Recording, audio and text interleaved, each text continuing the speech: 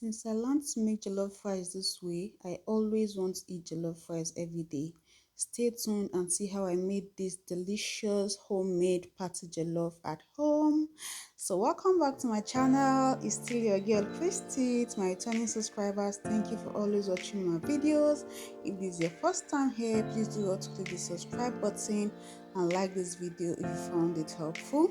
So first First we'll be we'll be needing needing our the beef protein for of your this choice. I used beef for recipe. this recipe, For some and then let me reasons teach I you just how I didn't. garnish my beef before boiling so it comes out really great. You slice in some ginger into your blender, then 1 bowl of onion. You put in your spices. Sorry I couldn't video the ingredients I used before cooking, but I'll just tell you as we move on.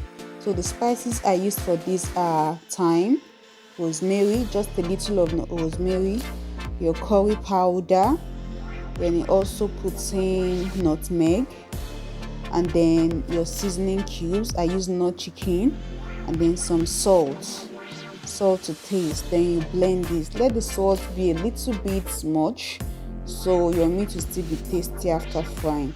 After blending that, you add it to your beef, give it a nice stir and marinate.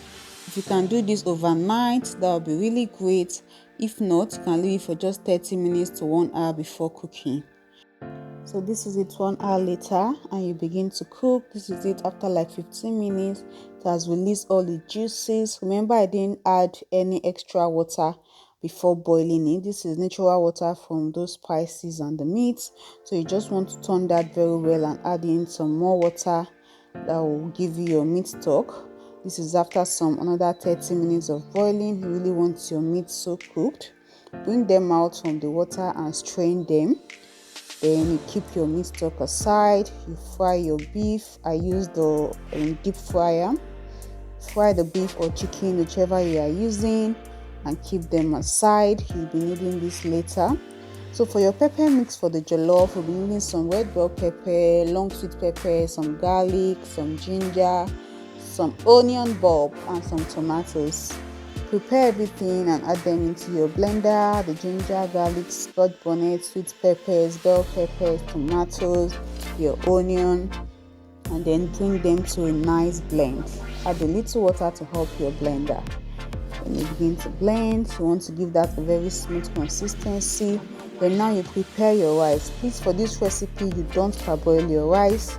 Get the rice, add enough salt, and begin to wash under the water. You wash this for like 3 times till you get a very clear water after washing the rice. This was my first wash. You run water through it again and you wash it just like that.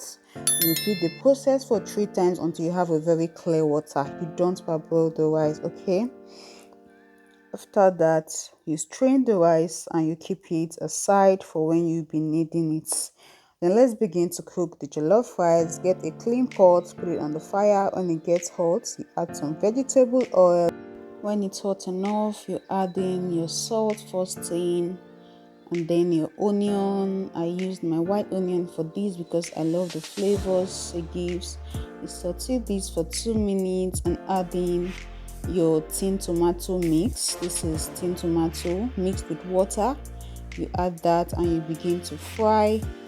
You fry this till the tomatoes begin to separate from the oil. So it helps remove all the sour taste of the tin tomato so it doesn't give that slappy taste when eating. Then you go in to add your pepper mix you blended the other time and you begin to stir that to also fry. And then after it has fried for like 15 minutes, this is what you get. Then you go in to add your seasoning cube, your thyme, just like the same thing we used for the meats, your rosemary, just a little. Rosemary can really be very bitter if it's much. Your curry powder, your nutmeg again. This is one of my secret ingredients, that nutmeg, I don't miss it. Then some bay leaves. So you keep frying that until the oil is well separated from the tomatoes, just like this. Pack out some of your stew mixture you'll be using for your beef later on. Then add in your meat stock. And yes, this is stage 2 of your cooking process. Give that a nice mix, just like this, and then add in your rice. Please be careful that your meat stock is not too much. You don't want to have too much water in this. So when you must have added in your rice and turn that, the whole thing should be at the same level with the rice. You don't want that too much. Just give it a nice stir. It should be at the same level with the rice, just like this. And then you cover with a foil. Cover with a foil paper because you want this to steam, not to cook. And then cover that. This is after 15 minutes of boiling. The water is almost dry. You want to check that to see how far it has gone. So the remaining moisture should be enough to cook this. It is also at this point to add in your onion, spring onion, butter, and some fresh tomato if you wish. Then cover that and allow it to cook again for like 10 minutes. After 10 minutes, you check back and then give that a nice stir. The rice is obviously 98% ready at this point. This is what it looks like, but then you still want to cook that for like 5 minutes to let it come together and give it that party jollof look, just like this. And then you go ahead to prepare your beef by mixing it with that pepper mix you packed out the other time, just like this. And then you go ahead and serve your food steaming hot. This was how I had mine.